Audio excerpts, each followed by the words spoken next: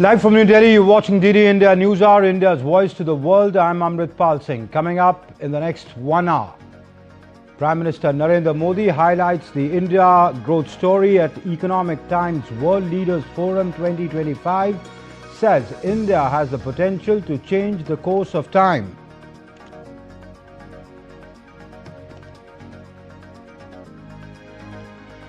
Russian President Vladimir Putin says there's light at the end of the tunnel in Russia-US relations, adds Russia is in discussion for joint projects with the United States, both in the Arctic and in Alaska.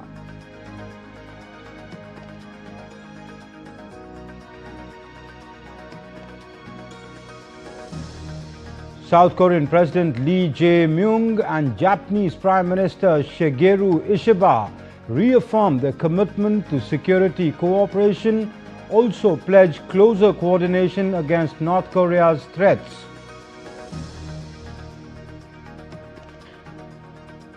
Prime Minister Modi highlights reforms in India's space sector as India celebrates the National Space Day. Prime Minister says space technology is increasingly becoming a part of governance in India.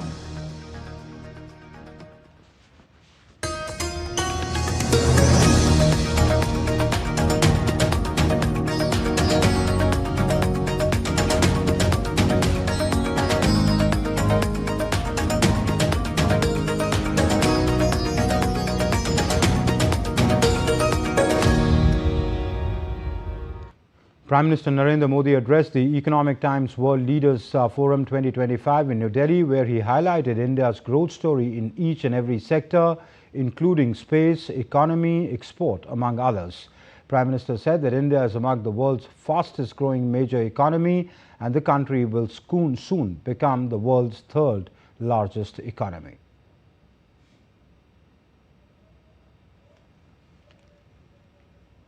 Global context में देखते हैं तो आपको भारत की economy की मजबूती का एहसास होता है। आज भारत दुनिया की फास्टेस्ट ग्रोइंग मेजर इकोनॉमी है। हम बहुत जल्द दुनिया की तीसरी सबसे बड़ी इकोनॉमी बनने वाले हैं। एक्सपर्ट कह रहे हैं कि दुनिया की ग्रोथ में भारत का कंट्रीब्यूशन बहुत जल्द करीब 20% होने जा रहा है। And the Prime Minister a little while back spoke about how the economic fundamentals of the country are strong, how the government is committed to making India self-reliant, how in the space sector we are taking strides, how the private sector, also the government's policies will focus on research being the key and doing here in India, and how the move is basically to make India self-reliant or Atmanirbhar, both in speed, scale and scope. To talk more about that, I'm joined on the show by Shekhar Iyer, senior journalist. Shekhar, hi, good to have you on the show.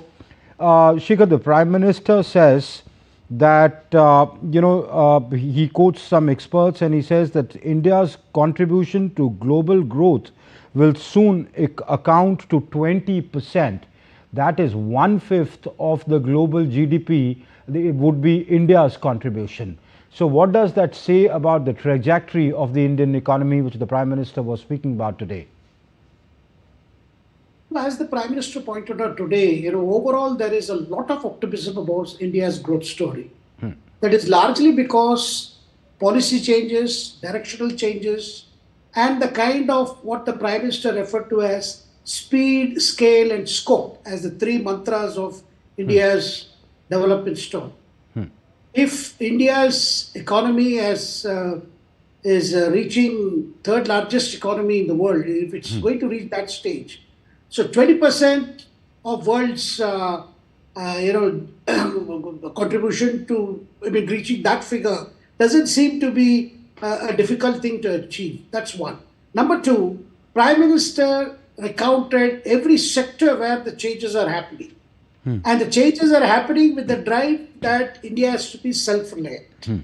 Atmanirbharta is the goal for 2047. And the Prime Minister pointed out what is this new approach that India is following, which is to prepare in advance for the goals to be reached instead of responding to challenges as and when they come. What is basically a status quoist approach, India has switched over to a system where we are envisaging and forecasting the kind of things that will happen in the global economy and how India should respond to the demands, how India should respond to the supplies. So this is the way India has been planning in different areas. That's why the Prime Minister pointed out how our exports are growing, and exports of each sector. He counted auto exports, he counted electronic exports. There are several areas where our growth is steadily rising at a time when the global economy, particularly economy of the Europe, economy of America, you can see the kind of tensions that are already coming. So at a time when US is bothered about making itself great again, India's story is slow and steady to win the race. Okay. The Prime Minister attributes, the growth and resilience that we are seeing in the economy to macro stability. What does he mean? Well, as he pointed out, you see, retail inflation has remained low since 2017. Then also our foreign exchange reserves have recorded high.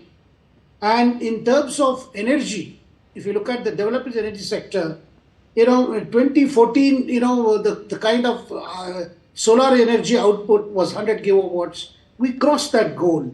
Similarly, he says, in terms of jobs being added, the job creation, the projects and the growth drive which is creating jobs, additional jobs, in terms of the figures available with the Employment Provident Fund listings, that shows that in June alone, the last June alone, 22 lakh jobs have been added. See, if jobs are being created, if your inflation is low, and if your foreign exchange reserves are steadily climbing, that means there is a lot happening in our economy. And that's a good pointer why there is so much of optimism within the country as well as outside. Okay. Shekhar, also, the Prime Minister says that the investors, the domestic investors, not just foreign investors, the domestic small investors, he says they are investing every month in SIPs, etc. And that is making the economy robust, and that is what, the money stays here. It also contributes to you becoming strong economically, and you don't, even when small investors invest, that puts in money in the system. Well, the government itself has been increasing its capex, capital expenditure, to see that consumption is somehow stimulated. And so when the consumption is stimulated, there is demand. So if you are seeing more startups, if you see more SMEs coming into picture, if you are seeing even new sectors like space opening up, that's a lot to do with the push that the Modi government is giving. And as the Prime Minister said, we don't want to be missing the buses. I mean, we have missed bus in in terms of losing opportunity, not availing of the opportunity. Now we want to be in the driver's seat, so that we do what is necessary for us, and whatever the delay that has happened previously, that is being completely overtaken by new approach. The new approach is to estimate our requirement, estimate our demands, and act according to that. So that requires a lot of what you call action, which is proactive actions, not reactive actions. Okay. The Prime Minister mentioned, sectors like semiconductors. He said that we'll have the first made in India chip, which will be out in the market soon. He spoke about the space sector. He said private companies are opening up, are investing more in India's space sector. In fact, he said that, India is home to more than 300 space startups, up from one such startup in 2014. This growth in the space sector with this private public partnership with ISRO and private entrepreneurs coming in. A lot of things is happening in the space sector in terms of launch of satellites, in providing components for satellites, and in for commercial use of satellites. And we are seeing a lot of young people who are technologically, quite abreast with latest happening. They have invested their talents, their resources, and government is giving them a big boost. That's why you see today the space sector itself is attracting a lot of global attention in terms of the capacity and in terms of achievability. And that is why you are seeing satellites being launched more on a commercial basis. So this is just one area where it's happening. In semiconductor sector, Prime Minister had earlier pointed out from the Red Fort also that he had lost quite a time, in the last 50, 60 years since the first semiconductor plant was thought of, but nothing much was made. And now we are seeing that instead of depending on, foreign sources, we have to constantly look for ourselves, because the easier way out, what the Prime Minister is saying is, repeatedly emphasizing is, EC is not always right. See, you can go for temporary arrangements of importing what is essential, but then there are frontier areas of technology which no other country will share so easily. Take, for instance, he did mention the case of the world's largest immunization was carried out to combat COVID-19. And he said, we quickly, gave that kind of thrust and impetus so that we started producing vaccines, we started producing ventilators, installing oxygen plants in our hospitals. And he said at the speed at which we did it, and the given that it was so massive all over the country, it had to be done. So at the speed we did it, the scope we did it, the scale we did it, showed that we do have the capacity to respond and go that way. But that was a calamity. We responded, but he said it demonstrated our resilience and our capacity to produce and be self-reliant. Absolutely. You see, that shows that what we are capable of. That's very important, when challenges like COVID, because Prime Minister has often asked this question, what if we did not have those indigenous vaccines ready? How much we would have depended, how much of foreign exchange would outgo would have been there, the kind of difficulties we would have faced with population exposed to this kind of epidemic, rather pandemic.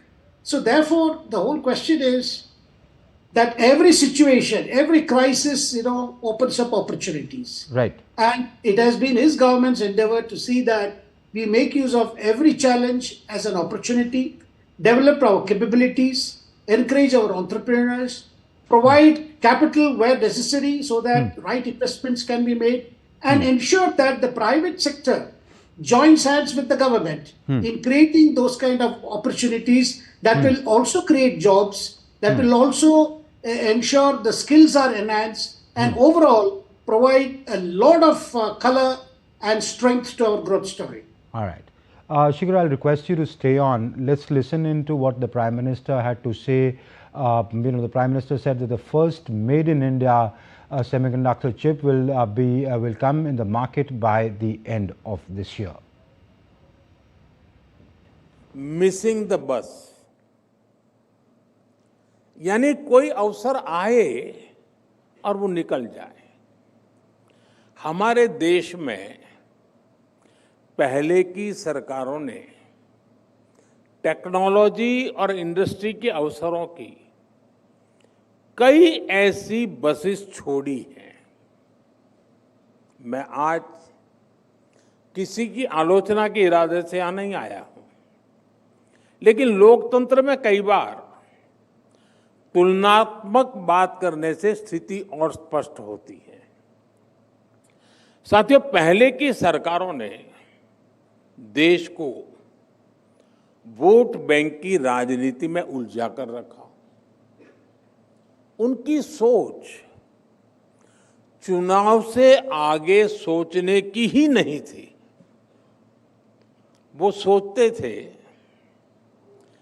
जो cutting edge technology है वो बनाने का काम विकसित देशों का है.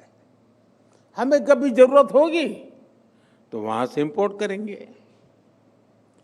यही वजह थी कि सालों तक हमारे देश को दुनिया के बहुत से देशों से पीछे रहना पड़ा। हम बस मिस करते रहे। भारत में सेमीकंडक्टर बनने की शुरुआत भी 50-60 साल पहले हो सकती थी, लेकिन भारत ने वो बस भी मिस कर दी और आने वाले कई वर्षों तक ऐसा ही होता रहा।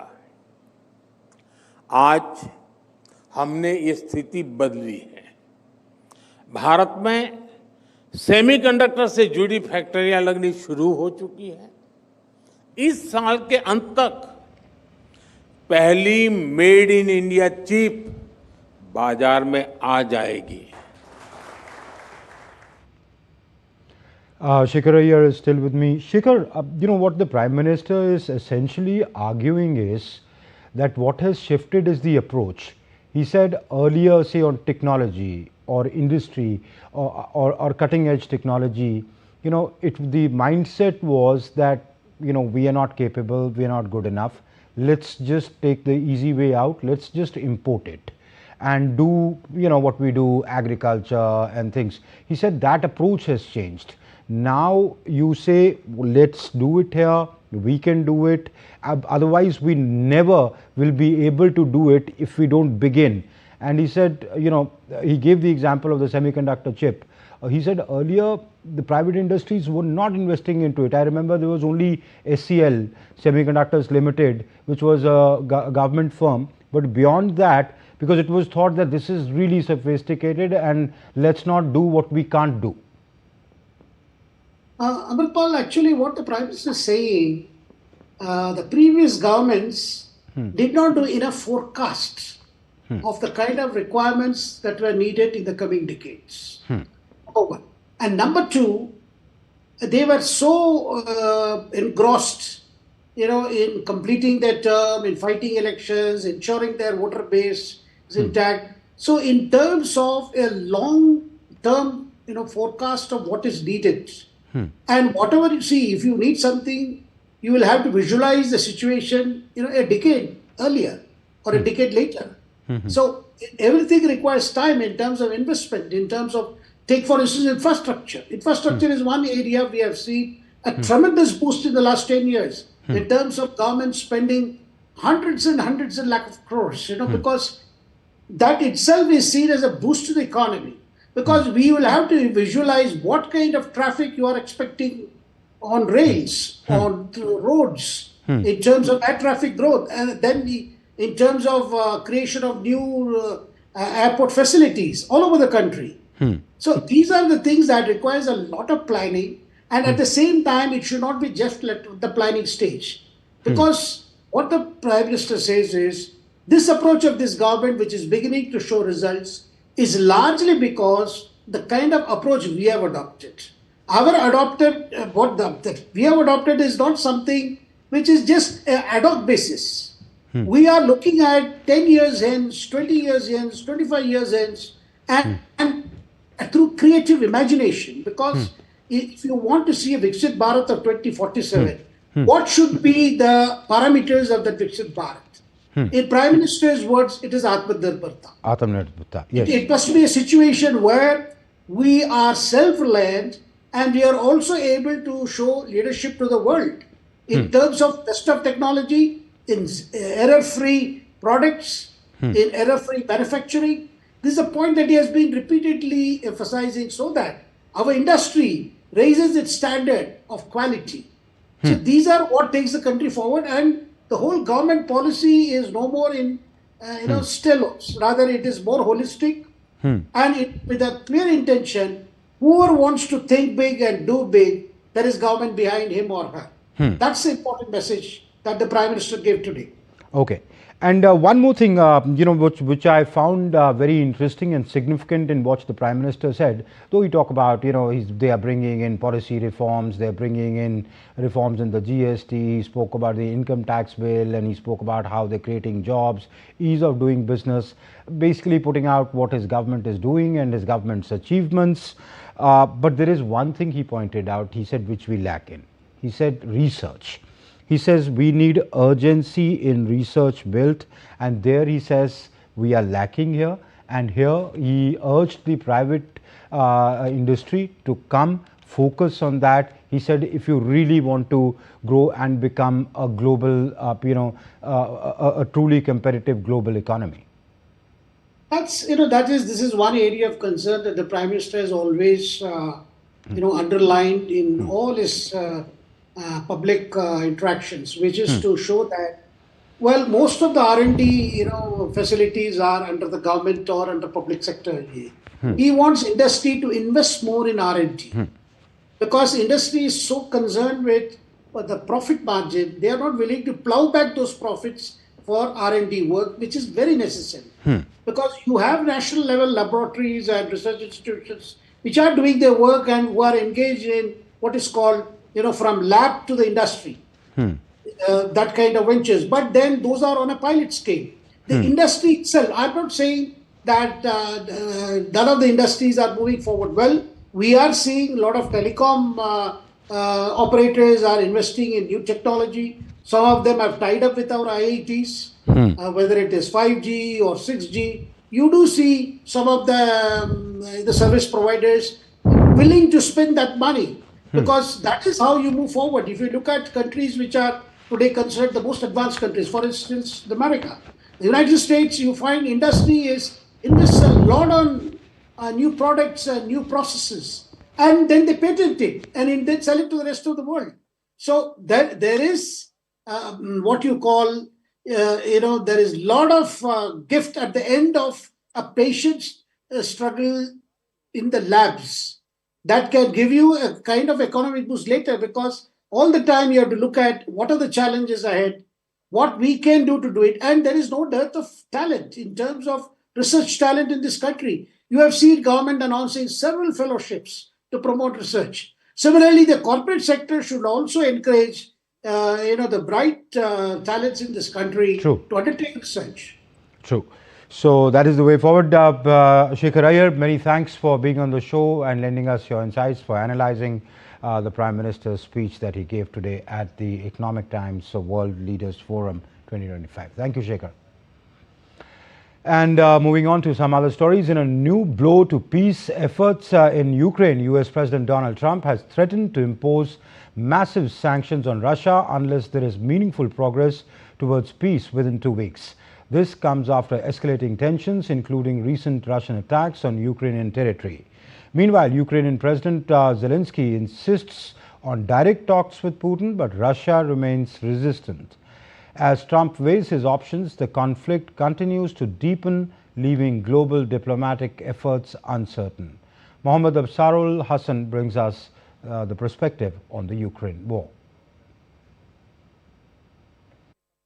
In a new setback to peace efforts in Ukraine, US President Donald Trump has once again threatened to impose sanctions on Russia if there isn't meaningful progress toward a peaceful settlement within 2 weeks. This announcement highlights Trump's mounting frustration with Moscow, coming just a week after his meeting with Russian President Vladimir Putin in Alaska. Trump said he's weighing options, including massive sanctions, tariffs, or both, but also suggested he might choose to do nothing and let the conflict continue. I'm not happy about it, and I'm not happy about anything having to do with that, but we'll see what happens. I think in 2 weeks we'll know which way I'm going, because I'm going to go one way or the other, and they'll learn which way I'm going. Well, then I'm going to make a decision as to what we do, and it's going to be a very important decision, and that's whether or not it's massive sanctions or massive tariffs or both. Trump's renewed warning follows recent Russian attacks, including a strike on an American factory in Ukraine, which Trump condemned. Meanwhile, Ukrainian President Volodymyr Zelensky accused Russia of deliberately stalling attempts to arrange a direct meeting with Putin, an encounter Zelensky views as crucial to ending the war. Russia's foreign minister, however, maintains there is no agreed agenda for such talks. Zelensky also affirmed his commitment not to surrender Ukrainian territory to Russia. This flag is a goal and dream for many Ukrainians on temporarily occupied territories of Ukraine. They keep the flag. They keep it because they know that we will not gift our land to an occupier. During a visit to nuclear weapons facility in Sarov, Russia, President Vladimir Putin spoke positively about improving relations with the United States. He said there is light at the end of the tunnel regarding bilateral ties and mentioned ongoing discussions about joint projects in the Arctic and Alaska. I really hope that the first steps that have been taken are just the beginning of a full scale restoration of our relations. This doesn't depend on us. It depends on our Western partners, first of all, in the wider sense, because the US are bound by certain obligations in various associations, including the North Atlantic Bloc. In the meantime, Russian forces are slowly advancing in the embattled eastern region of Donetsk, grinding closer to Kiev's key defensive line in costly meter-for-meter battles. Its focus on Saturday claimed to have captured 2 villages in Donetsk region. Meanwhile, North Korea's state broadcaster KRT aired footage purportedly showing North Korean soldiers fighting Ukrainian forces in Russia's Kursk region, which borders northeastern Ukraine. The videos, of unclear date, depict North Korean troops advancing through snow-covered terrain, moving between destroyed buildings and vehicles while firing artillery and launching missiles. Russia claimed full control of the Kursk region in April, a claim that Ukraine denies. As tensions continue to rise, the future of Ukraine's conflict remains uncertain. With Trump's renewed threat of sanctions and stalled peace talks and shifting alliances, both sides seem entrenched in their positions. The world watches closely as diplomatic efforts struggle to find common ground amid ongoing Russian military actions. Mohammad Absarul Hassan for DD India. North Korea has released the footage of its troops fighting against Ukraine. This comes as North's leader Kim Jong-un pays respects to the country's soldiers who died fighting in Russia-Ukraine conflict. This report has the details.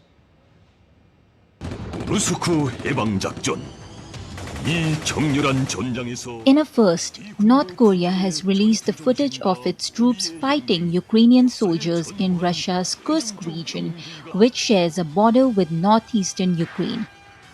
The video broadcast by state media shows North Korean soldiers advancing through snow-covered battlefields as they fire artillery and launch missiles. North Korean leader Kim Jong-un felicitated soldiers who returned from the front lines and paid respects to those who lost their lives in the conflict. This is also the first time Pyongyang acknowledged its casualties while fighting alongside Russia. The military partnership between North Korea and Russia gained prominence in 2023, with Western nations accusing Pyongyang of supplying weapons to Moscow. From October 2024, North Korean troops began arriving in Kursk, parts of which were occupied by Ukraine. In April this year, Russia said it regained full control of the Kursk region. North Korea has not released an official figure of casualties, but South Korea says that nearly 600 North Korean troops have been killed out of a total deployment of 15,000. According to South Korean intelligence, North Korea is planning to send more troops to fight for Russia. Bureau Report, DD India. A Taiwanese referendum on restarting the Manshan nuclear power plant failed after the number of votes in favor fell short of the required threshold. The plant, closed in May this year, raised concerns over Taiwan's reliance on fossil fuels for energy. While President Lai Ching-te's party opposed reopening without safety guarantees, the opposition Kuomintang backed it for energy security. The referendum saw 4.3 million yes votes but needed 5 million to succeed. Safety concerns about nuclear power have been prominent since the Fukushima disaster, and Taiwan remains heavily dependent on fossil fuels with limited renewable energy sources.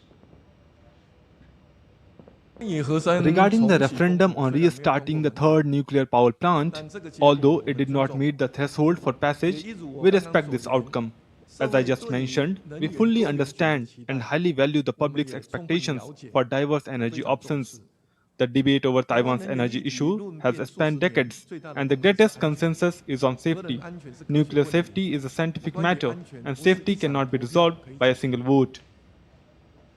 And still to come up on DD India Newshour, Former Sri Lankan President Ranil Wickremesinghe shifted to ICU in a Colombo hospital after remand.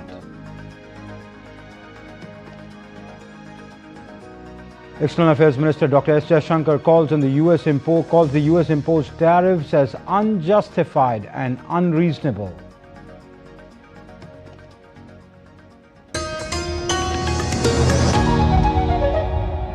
Can the US launch a bombing campaign against Iran? The Philippines vessel suffered structural damage. The saga of child sexual abuse is the United States China's debt trap strategy. Truth is stranger than fiction. But sometimes hard to uncover.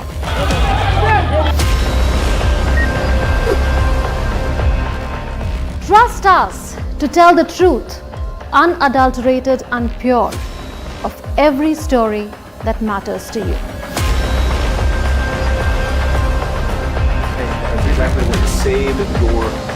We read between the lines, cut the clutter, and connect the dots to get you the full picture. Watch Connecting the Dots at these times with me, only on DD India. Geopolitics and trade deals. Economic challenges amid development. Hard work and the path to prosperity. It's the economy, always. Between walkers, money is what money does and says. Supply creates its own demand. Between the bulls pulls and bears tear.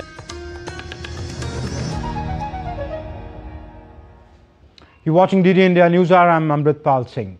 Prime Minister Narendra Modi marked the National Space Day, highlighting India's leap from Aryabhat to Gaganyaan.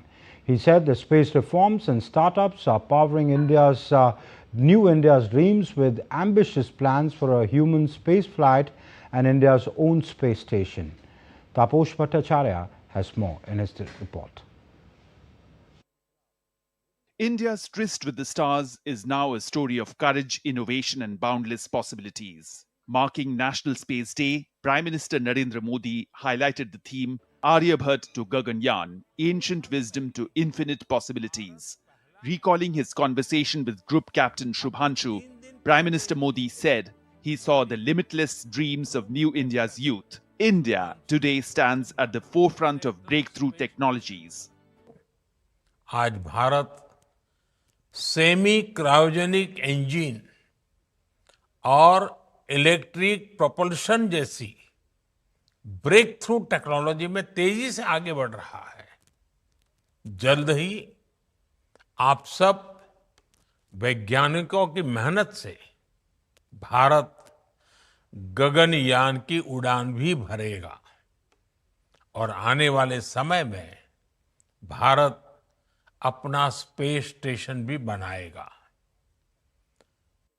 The Prime Minister underlined that in the last 11 years, reforms have transformed India's space sector, opening unprecedented opportunities for young scientists, entrepreneurs and startups. आज space tech Bharat में governance का भी हिस्सा बन रहा है। फसल बीमा योजना में सैटेलाइट बेस्ड आकलन हो, मछुआरों को सैटेलाइट से मिल रही जानकारी और सुरक्षा हो, डिजास्टर मैनेजमेंट हो या पीएम गति शक्ति नेशनल मास्टर प्लान में जियो स्पेशियल डेटा का इस्तेमाल हो। आज स्पेस में भारत की प्रगति सामान्य नागरिकों का जीवन आसान बना रही है। Currently valued at $8.4 billion, India's space economy represents 2% of the global market.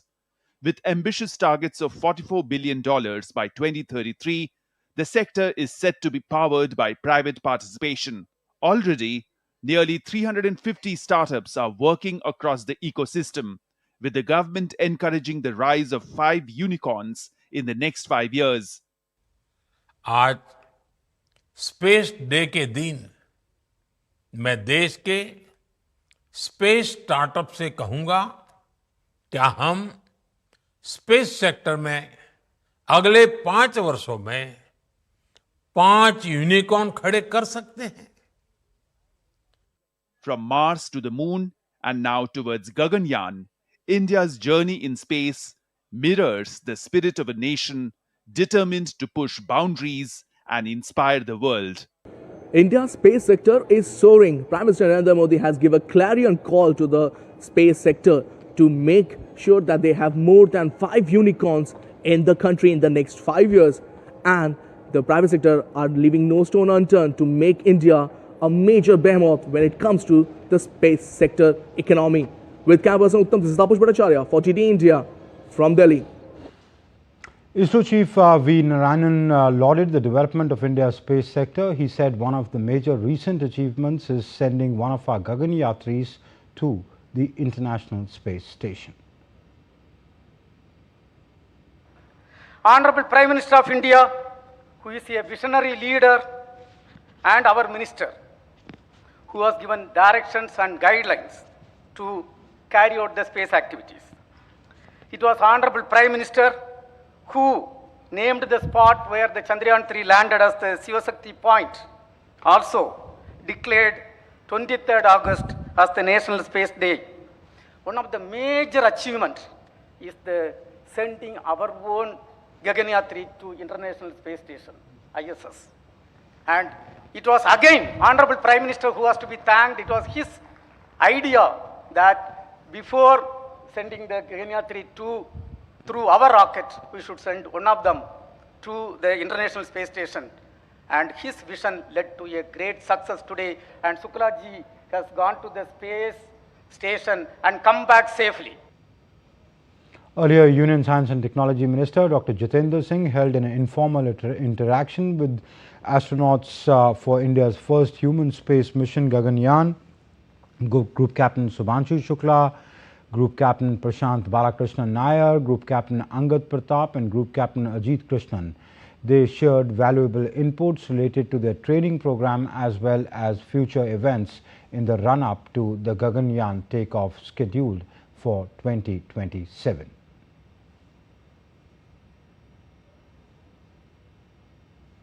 External Affairs Minister Dr. S. Jaishankar on Saturday said that the tariff issue was being wrongly presented as an oil dispute. Speaking at the Economic Times World Leaders Forum 2025, Jaishankar noticed that the same criticism leveled at India for purchasing Russian oil had not been applied to larger importers such as China and the European Union. The same arguments which have been used to target India have not been applied to the largest oil importer, which is China, has not been applied to the largest LNG importer, which is the European Union. When people say we are funding the war or putting money in the coffers of Putin, India-European Union trade is bigger than India-Russia trade. So is American money not, European money not putting money into Putin's coffers? The 11th round of the India-Australia Comprehensive Economic Cooperation Agreement or the CECA negotiations were held in New Delhi from the 18th to the 23rd of this month. The negotiations covered a wide range of areas including goods, services and mobility, digital trade, rules of origin, legal and institutional provisions, environment, labor and gender, bringing greater understanding for convergence in the remaining provisions. Both sides reaffirmed their commitment to advancing the India-Australia CECA and ensuring that it delivers meaningful benefits, economic opportunities and balanced outcome for both sides. To maintain momentum and achieve convergence, both partners will continue the negotiations in virtual intersessions.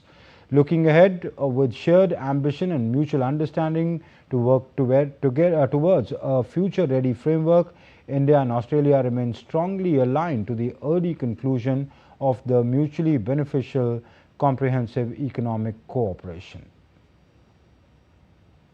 In Sri Lanka, former President Ranil Wickremesinghe, who was transferred from the prison hospital to the Colombo National Hospital earlier today, has been admitted to the intensive care unit. Deputy Director of Colombo National Hospital, Dr. Rukshan Billana, said that doctors recommended moving him from the emergency treatment unit to the ICU due to his medical condition.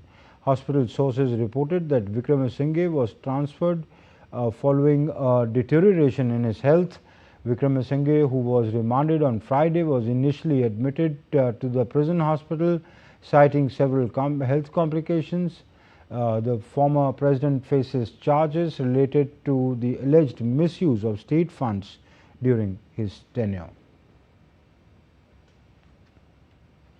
Heavy rains, floods, landslides and cloudbursts have wreaked havoc across parts of India, with Uttarakhand and Rajasthan being the worst hit. A cloudburst in Chamoli district of Uttarakhand has left 1 dead and over 11 injured. While rescue operations are still underway, the national capital region Delhi is also experiencing continued rainfall. Rabindra Chauhan reports.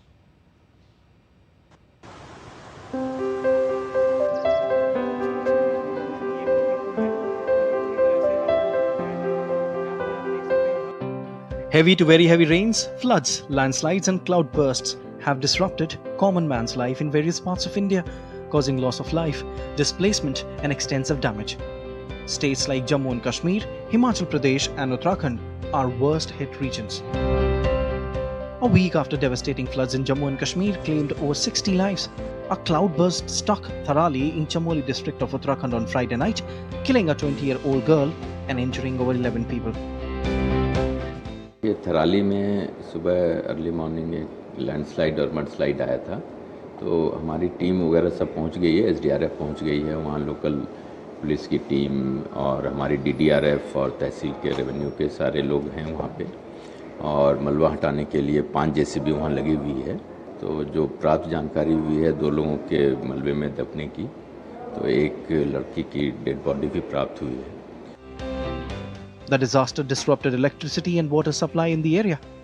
Rescue operations are underway with NDRF, SDRF, ITBP, police and BRO teams clearing debris and evacuating people.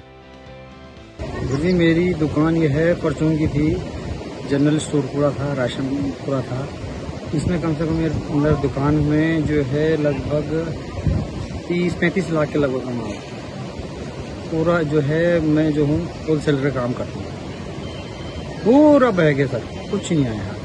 दुकान से लेके सारा मलबा देखो 2 kilometre तक बह के चला है। Schools in Tharali, Deval and Narayan Bagh blocks were closed on Saturday as a precautionary measure. Heavy rains continue to affect various districts in Rajasthan, including the capital Jaipur. The situation has worsened in Kota, Bundi, Savai Madhopur and Bara, with waterlogging and other problems. NDRF, SDRF and army personnel are engaged in relief and rescue operations. Heavy rains also continue in many other places, including the national capital Delhi. Rabindra Chauhan's report for DT India. US President Donald Trump on Friday announced Sergio Gore as a next US ambassador to India. Trump, in a social media post, announced the nomination of Sergio Gore as the next United States ambassador to India. Trump further wrote that Gore, who is currently the director of the White House Presidential Personnel Office, would also serve as a special envoy for South and Central Asian affairs. Sergio Gore will replace Eric Garcetti, who served from May 2023 to January 2025. Since Garcetti's departure, the US Embassy in India has been led by an interim charge d'affaires.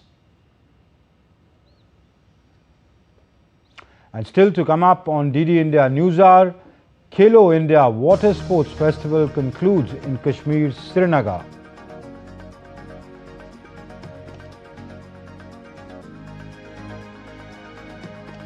Lionel Messi to visit India in November.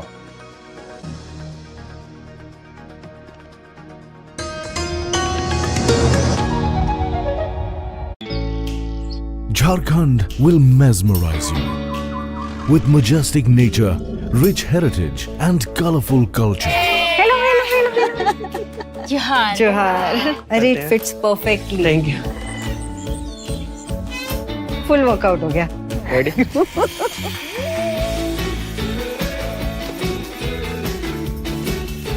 Postcards from Jharkhand on National Geographic.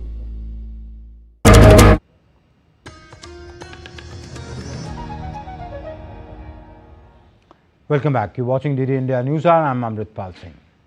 Multiple wildfires in Harria, Spain's Extremadura autonomous community, have been largely brought under control after burning for over 10 days.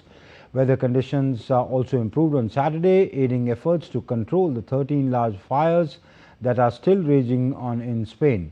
Spain's Prime Minister Pedro Sanchez said that an inter-ministerial commission would meet next week to discuss a state pact to battle the climate's emergencies. About 4,300 troops from the army and 50 aircraft have been deployed for 4 days nationwide to help firefighters. Spain's estimated burnt area exceeds about 400,000 hectares and is the largest on record going back to 2006. Nepal observed the Father's Day on Saturday, which is a lunar festival celebrating fatherhood. On this day, children visit their fathers with gifts like food, sweets, clothes and other goodies. Family gatherings are common on the occasion to honor their fathers. For the deceased fathers, family performs rituals including making offerings and reciting prayers at the Gokarneshwar Mahadev temple in Kathmandu, and many perform Shraddh in the temple premises.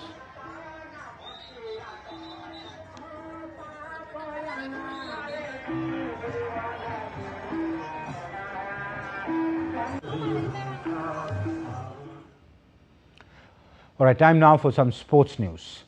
The 3-day Khelo India Water Sports Festival concluded at the iconic Dal Lake in Jammu and Kashmir on Saturday, with Madhya Pradesh leading the tally with 18 medals.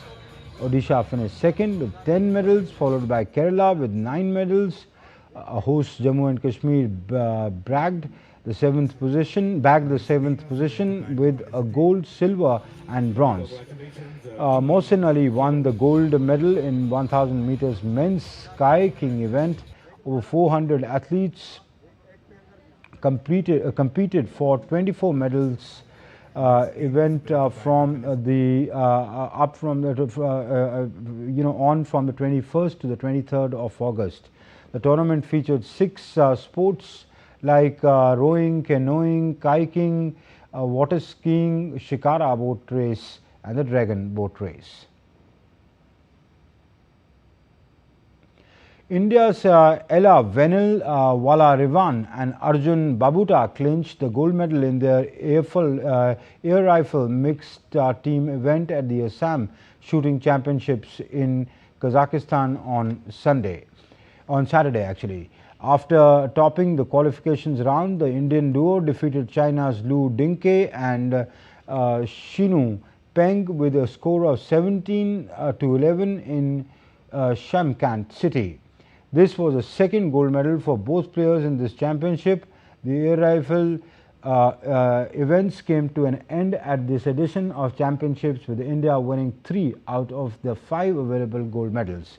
India's tally has reached to about 11 medals, with 4 gold, 1 silver and 6 bronze.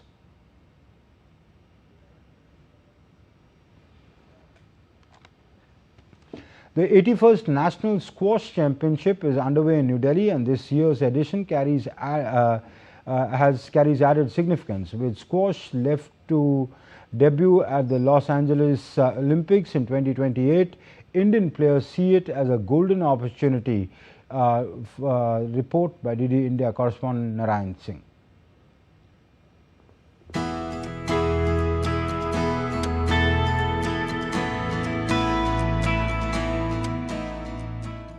The 81st National Squash Championship is underway at the Major Dhyan Chand Stadium in New Delhi from August 23 to 28.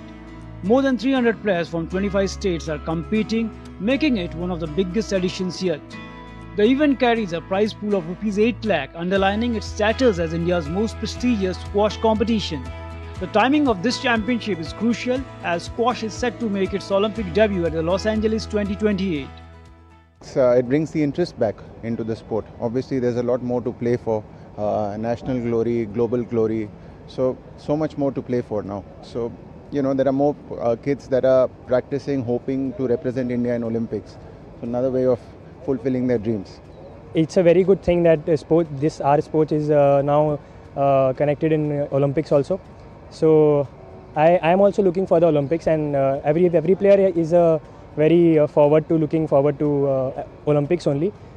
Famous players like PV Sindhu and Neeraj Chopra, they have won medals for India, and young talent in India can now aspire to do the same in squash as well. So we have another chance of a medal in the Olympics. So I think it's a very good addition, and looking forward to it as well. The championship returns to the capital after 7 years. Since then, India's squash ecosystem has grown, producing steady rise of young talent. India today has a promising pool of players like teenager Anahat Singh and Avai Singh, who are carrying the sport forward with their performances on the international stage. With more players emerging from across states and the Olympic stage in sight, India's squash is on the brink of breakthrough moment. Squash has been included in the 2028 LA Olympics, and we can call it a game changer for the Indian squash players. And before that, squash was never the part of the Olympic movement.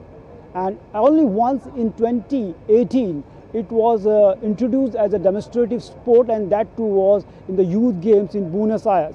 But now, the thousands of the squash players all over the India are dreaming to chase the Olympic glory with the inclusion of the sports in the Olympic fold. With camera person Arman, Narayan Singh, DD India, Delhi. Argentine Football Association has confirmed that their national team, led by Lionel Messi, will visit India in November to play an international friendly match. The game will take place in the southern state of Kerala. However, the opponents are yet to be finalized. This will mark Messi with the Argentina's first visit to India since 2011, when they faced Venezuela in a friendly Kolkata match. Argentina had won that match 1-0.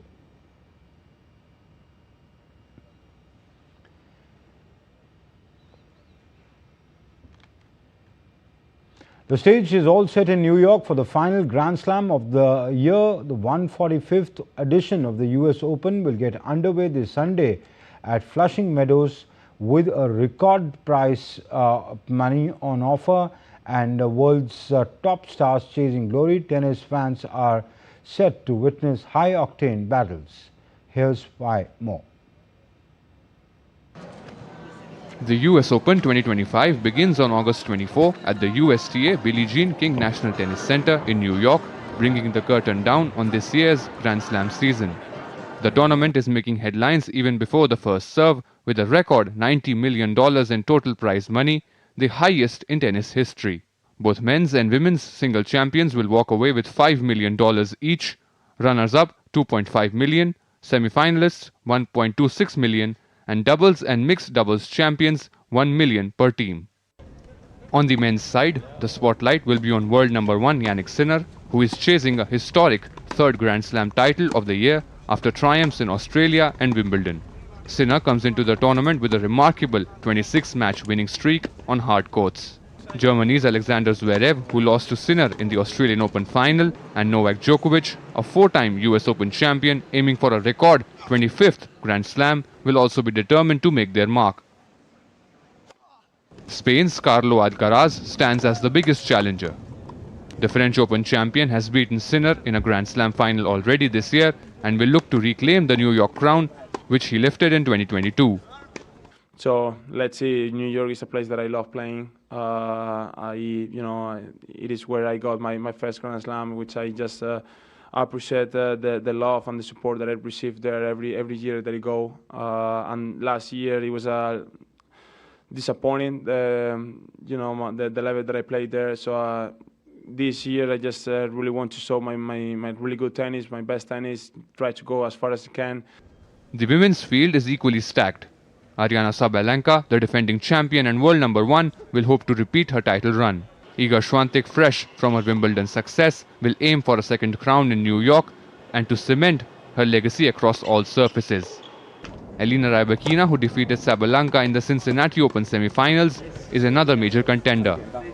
And the home crowd will have their eyes set on Coco Gauff, the 2023 champion and the reigning French Open winner, who has already proven she can rise to the occasion under the bright lights of Arthur Ashe Stadium. With the women's final on September 7 and the men's championship match on September 8, the US Open is set to deliver drama, rivalries and history in the making right in the heart of the New York City. Sports Desk, DD India. And in a much-awaited announcement, the US President Donald Trump, along with FIFA President Gianni Infantino, unveiled the name of the venue that will witness the draws of the upcoming FIFA World Cup edition. This World Cup, which is being co-hosted by US, Mexico and Canada, will witness the ceremony, its draws ceremony as US's Kennedy Center, which is now gathering up for the big events. Our report gets you more. The draw for one of the biggest sporting events of the year 2026, Men's Football World Cup, will take place in Washington this December the 5th, as announced by the US President Donald Trump. I'm delighted to welcome FIFA President Gianni Infantino back to the White House for a major announcement about one of the most anticipated competitions in all of sports, the 2026, and this is a big deal, I'll tell you, I was so happy to get it, the 2026 FIFA World Cup. And it's going to be the World Cup as we know it. It's the biggest, probably the biggest event in sports, I guess, Johnny, right? Yeah. On December 5th of this year, the 2026 FIFA World Cup draw will take place at the Kennedy Center. Some people refer to it as the Trump Kennedy Center. FIFA President Infantino brought with him the World Cup trophy to the Oval Office. He further said that the draw will be broadcast live and will be seen by billions all across the world. This, which is the winner's trophy. It is the trophy that the winner of the FIFA World Cup wins. Well, Trump's announcement comes as he oversees a $257 million renovation at the Kennedy Center that Trump has said will be a centerpiece of the 250th US anniversary celebrations next year. The 2026 World Cup, being co-hosted by the United States, Canada and Mexico, will be the first with 48 teams and will feature 104 matches. Sports Desk, DD India. And that's all in this edition of DD India News Hour, but do let us know your thoughts on the news of the day. For those on the go, you can get all the latest news and updates from India and across the world on DD India's mobile app. The app is available on both Android and iOS platforms. Scan the QR codes you see on your screen to download. We'll be back with more news as it breaks here on DD India. I'm Amrit Pal Singh from my entire team here in Delhi. Thank you for watching DD India Live. Thank you.